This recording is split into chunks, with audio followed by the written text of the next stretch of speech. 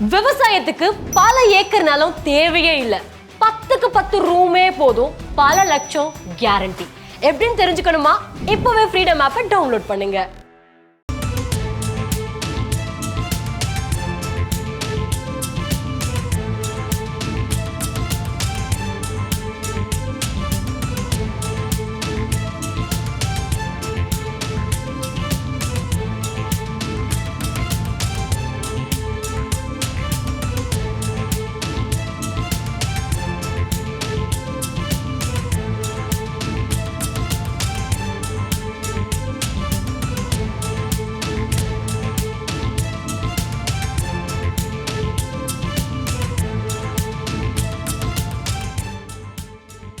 திருவண்ணாமலையில் மண் சரிவில் சிக்கியவர்களை விரைவாக மீட்க நடவடிக்கை எடுக்க வேண்டும் என்று எதிர்க்கட்சித் தலைவர் எடப்பாடி பழனிசாமி எக்ஸ் தளத்தில் பதிவினை வெளியிட்டிருக்கிறார்.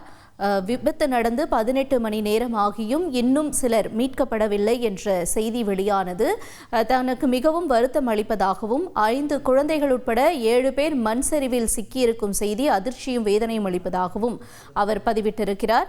தொடர்ந்து மீட்பு பணிகளை விரைவாக மேற்கொண்டு சிக்கியிருப்பவர்களை மீட்க வேண்டும் என்றும் வலியுறுத்துவதாக தன்னுடைய எக்ஸ் தள பதிவின் வாயிலாக தெரிவித்திருக்கிறார் எதிர்க்கட்சித் தலைவர் எடப்பாடி பழனிசாமி அவர்கள்.